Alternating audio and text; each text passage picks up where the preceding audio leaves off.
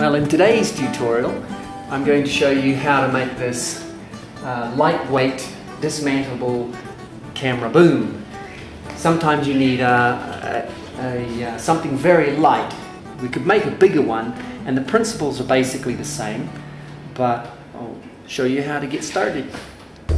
Okay, one of the requirements of my crane is that I'm going to have to be taking on a bus with me and going to anywhere I got to carry it also, so I don't want something big and clumsy, and I want to fit it into a bag about this size. So I'm going to take my bits of pipe, and it's all amount of scale. At the moment I'm going to just do a 2-inch one. You can make them bigger, or if you want something small you can make it smaller, but it's just the whole concept we're going to do now is scalable. And that piece of pipe about that length is going to fit into my bag.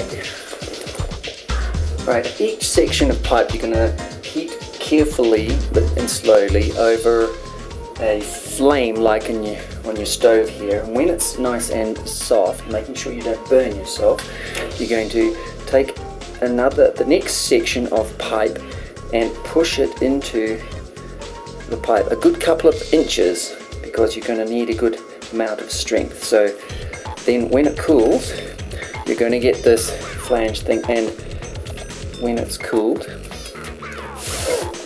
it should come apart. Next thing I'm going to do is take an old CD and cut out on some plywood, reasonably thin, 3 CDs worth of circles. And I'm going to need a bolt that's going to go through all 3 right down the center. So I want to bore a hole and put that through. So we have our 3 discs in. Now in one of them, the middle one, you're going to cut some holes. I've cut 5. You need a minimum of 3, if not 5, 6 or as many as you've got, because we're going to put that on here, and then the holes have to be the size of a marble, and they're going to sit in there, in all 5 of them, and they have to be free. The wood has to be a thickness where the ball bearings are a little bit proud or sticking up, standing out from the board itself. The board helps keep the ball bearings in place. Well, they're going to act as our bearings, and then put that on top. You'll notice it will now give us a very good swivel mechanism that the whole crane is going to sit on. The next thing to do is take a stick that is as wide as your pipe. It's going to go on top of there to also support the thing. Then you're going to drill a hole through it to put it on, and then trim it off. Next thing I'm going to do is get some board which is not too thick, not too thin, and I'm going to make the uprights. Here, in my case, it's a little bit of flexibility, but I'm going to do it round, because this board is 15 centimeters wide. I'm going to make it half of that, and I'm going to make it 30 centimeters tall, which is about 1 foot. I'm going to make my pivot point for my boom at about 15 centimeters, which is one there and one there. And right at the top, I've got another couple little holes which I'm going to cut out. So I put my upright screwed to my wood, so it's now like that. I've also taken an old pen and cut myself a spacer that's the same width as that, just so I'm going to have it spaced, and that will have another function later on, you will see. And I've drilled my hole through here, and I'm just going to take a nail and put it through there. Now I have drilled out that through here, so that now, and I've also drilled through the center of my pipe. It's going to go between there, and then with a nail we'll go through, right through the whole lot, and that's what's going to give me my pivoting part of my boom.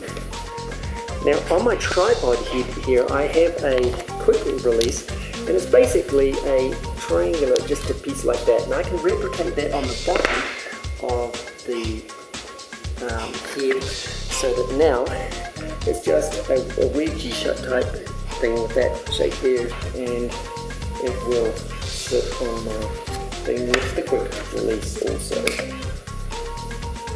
The next thing to do is to make the mount for your camera. I'm going to be using this little one. That's why I'm making my crane as small as I'm making it. So I'm going to be needing a piece of tube that's going to go in the end of the boom and a piece of wood. I'm going to cut out a slot so that that's going to pivot like this, and then drill a hole through here that a wire is going to go through a couple of holes so that it's going to then pivot for me like that. So I'm going to put that through there. I've also made a hole here that I'm going to be putting my bolt there that my camera is going to be secured onto, with a lock nut also at the bottom. So my camera's going to screw on there like that. So my camera head is going to go into this piece of pipe, and for this size crane with this kind of tube, I'm only going to get a length of about 1.5 to 2 meters. So I've got one section, two sections, then my middle pivot section.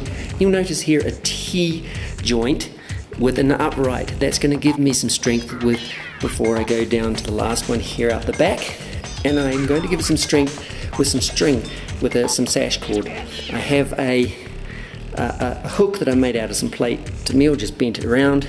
It goes hooked onto the end up through 2 holes that I've made in the top pipe, and the other end is going to just hook onto the end of the pipe also.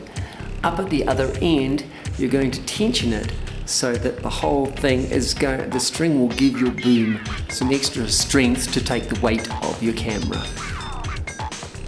Now, the way I'm going to keep my camera level is with this little triangle bit. It's a thin piece of board. It can be triangular, or it could be a straight stick if you want, but the important thing is that here, the distance between this point here and this point here is going to be the same. You're going to drill a hole at the top and one at the bottom. On the head, I'm going to screw it to here, and the hole that this wire goes through, the distance between here and here is the same distance back out there on that. And then I tie a piece of string from this point all the way up to this point. That is so that when it raises up, the string helps keep it level. Now, in order to tension the string that holds the head level, I'm going to get a long skinny bolt, and it's going to be a tensioner. I'm going to get a little piece of metal that it's about this big, drill 2 holes in the end of it, then I bend it around so that it makes a loops, and the 2 holes are bent. That's so that I get a loop on the end of my bolt. Then I'm going to take this out, then slip my thing over there, put it back in with its nail, and then on the other end here, take the nut off, and then take just a little piece of metal bent in a right angle and screw that on, so that I can then tie my string to the angle bracket. So by turning that, and getting it to spin by tightening the nut or tightening that, it will adjust the head there. Now on this other end, I've just drilled the hole and tied a paint bucket. You can put any weight you like, and just some bits of stuff in there to counterbalance it. And the weight itself, if you're wondering how stable the tripod is, it's very stable because all of the weight is centered over here. And if I raise my tripod to its height, I can get approximately from the floor, almost, maybe a foot off the floor, right up to, I'd say, a good 3 meters up. And I can get a 360-degree swing right around.